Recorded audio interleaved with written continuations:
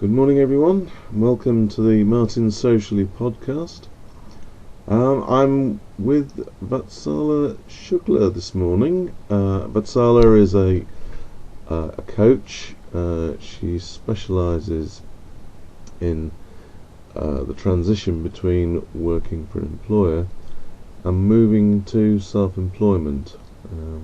I know that many of you are hoping to make the switch and build your own businesses.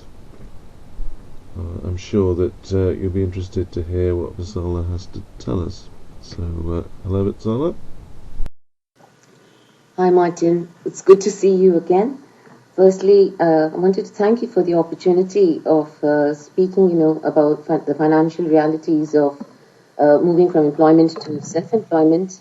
Like yourself, I've been there, I've done that, and we both know how many mistakes a person can make if it isn't planned properly. So, Indeed, it's not the sort of thing you want to jump into without some pretty careful planning. You asked me to share my thoughts about it, and what I would like to point out to your listeners is that money can become a very big problem if you do not plan the shift properly.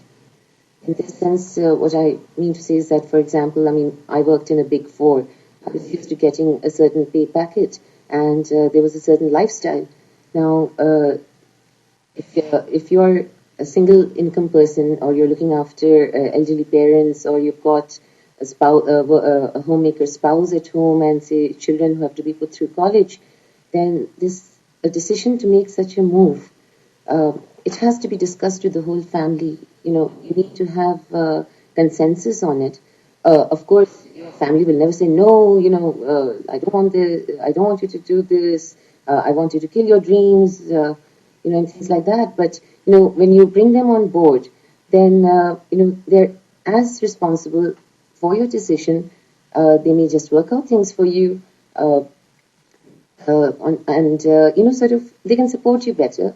And when you first move away from from an employment to a self-employment, you do lose a lot of things that you may have been used to for many years.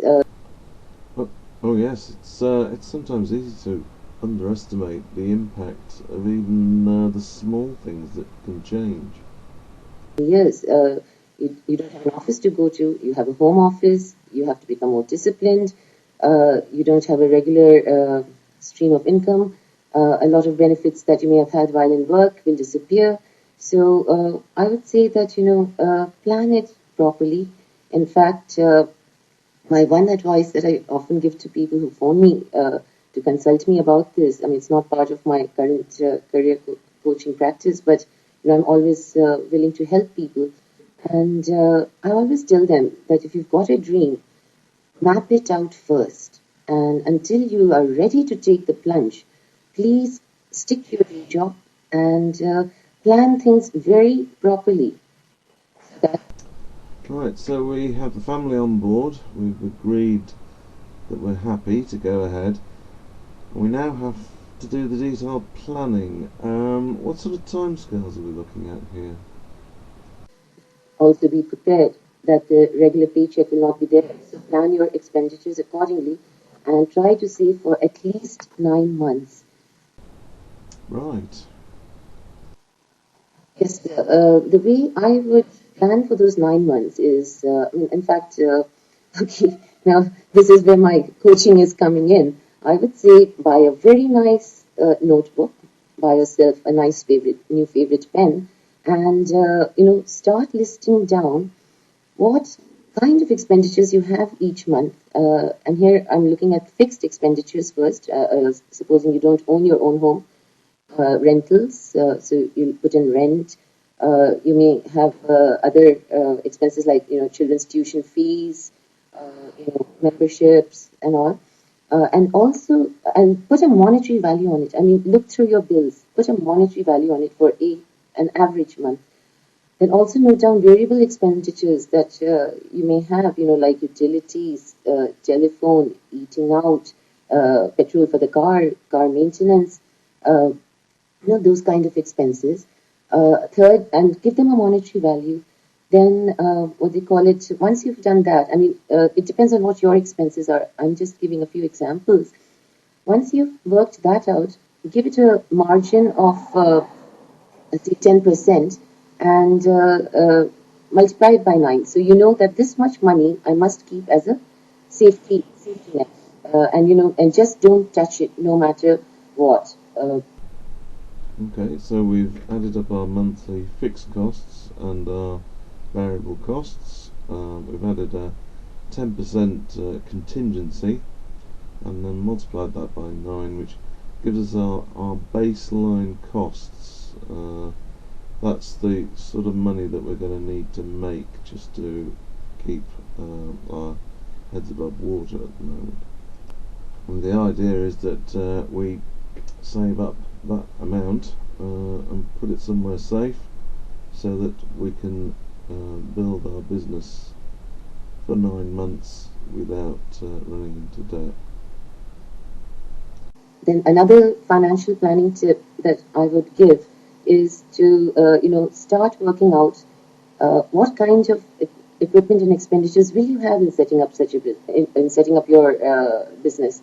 For example, do you intend to be online? In fact, most companies nowadays, small businesses also maintain an online presence. Your website is your 24/7 calling card, and so unless you're website savvy, creating them, you might want to hire a good designer. These things cost money. So start doing research. Start, putting down in writing how much outlay is it going to take.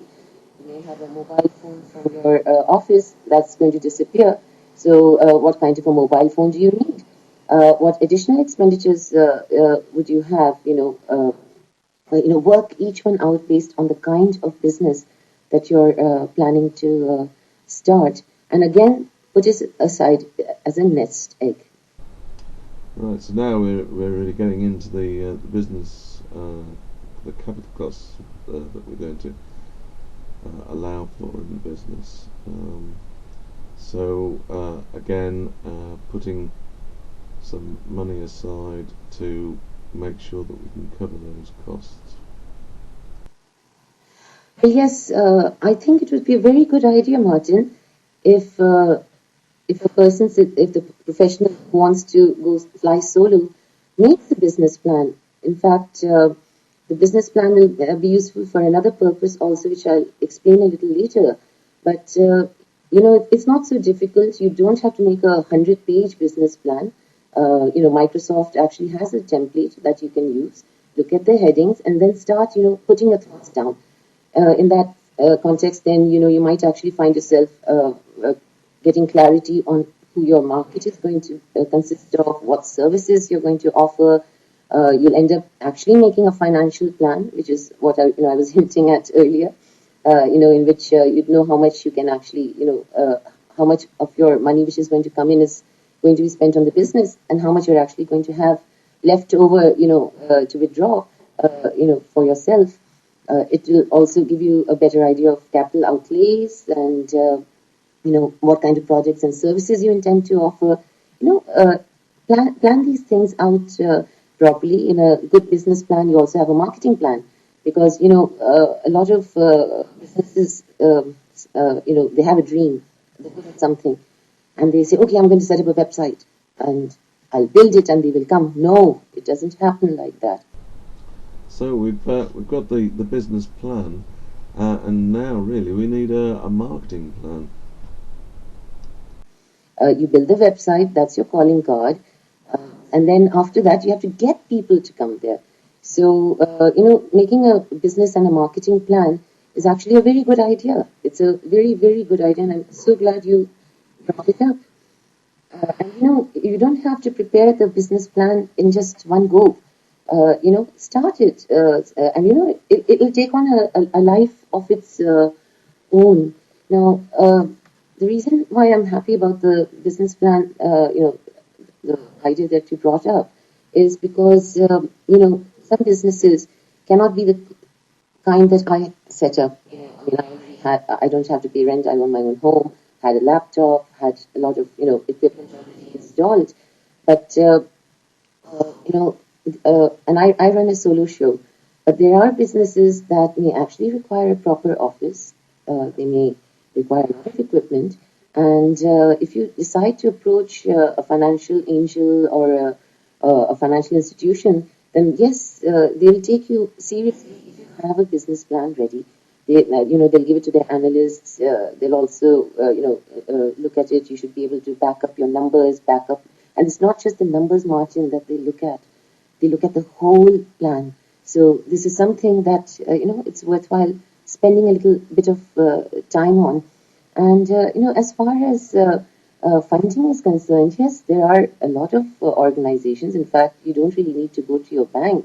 There are financial angels, there are investors, and my advice to your audience would be is to Google and research that as well. In fact, Ah, yes, and as with so much these days, Google is our friend.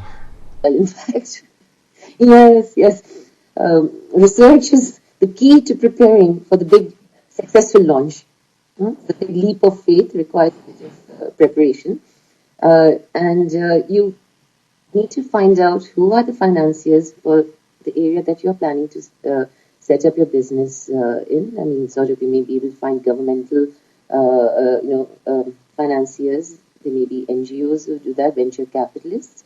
So having a good business plan would help you there. Research the territory, and in fact, in your business plan, you can even put in that sort of you're intending to approach these certain organizations. And the tip is that if you have that nest egg ready for investing, many times these financial angels, they actually like the idea that you are willing to put in your own money, because it shows that you are serious about it. It's like when you take a home loan, mortgage. I remember when I took mine, they asked me for the how much I wanted to, take as a loan, and then they said, "But your sales agreement states, an X amount higher." And I said, "No, because I'm putting in 1/3 of it is my money. I only want 2/3 of yours." Of course, my planning was also based on tax planning because I got tax reliefs if I took a loan. But okay, that was another life. And the minute the lady, the loan officer, realized that I was investing my money, she went to her boss. "Do you know, Martin? I actually they cut all sorts of processing fees, and anywhere where they could save me money, they did it." So the business plan part, it helps. If you're going to look for funding. Well, that's good to know, because I know a lot of people like to sort of jump into these things, and the idea of the business plan is, I suppose, it's paperwork. You don't really want to get on with it, and it's not quite as exciting as all the other stuff. And it's very good to know that it is actually financially worthwhile to sit down and do the work.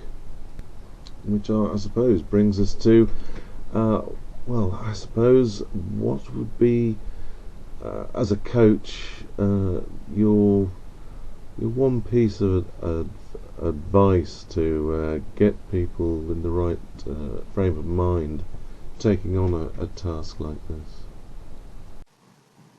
Right. Now, putting on my coaching hat, what I would say is the one piece of advice, which I'm sure you already give your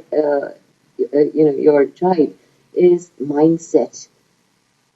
Now, it can get very lonely when you set up your business the first on your own. So you need to, like I said, have a solid support system. The family's there, relatives, friends, and also you need to be strong enough and capable to be able to hold yourself accountable to yourself, because no one's going to tell you that, "Martin, I need it by 6 o'clock." For example, or "Vatsala, I need it right now." So it will be up to, say, a Martin or a Vatsala, self-employed people, that you'll actually have to put it down that, okay, by so and so time, I'm going to get this thing done. These are my priorities for the day. You have to have a very strong mindset and a lot of determination, and what they call it, and try to join groups of like-minded people, because there's one thing that also happens when you step out into the solo world, and that is that you have the courage to follow a dream. And there are people amongst your friends who mean well. You have relatives who mean well, uh, you know, colleagues, friends, relatives, but they may feel scared of this change in status quo, because they may also have dreams and they're too scared to follow it, and so they may try to put you down. So and it does happen, it really does happen. So my advice is that when you start off, start looking around for new people who are in a similar situation as yourself. You're starting off, you need buddies, and it never hurts to get a good mentor. It never hurts to get a good mentor, and do try to buy the best that your money can. Well, thanks very much, Priscilla. That's been really helpful. I think we've learnt quite a lot this morning. And thank you very much for coming and talking to us. You're most welcome, Martin. Bye for now.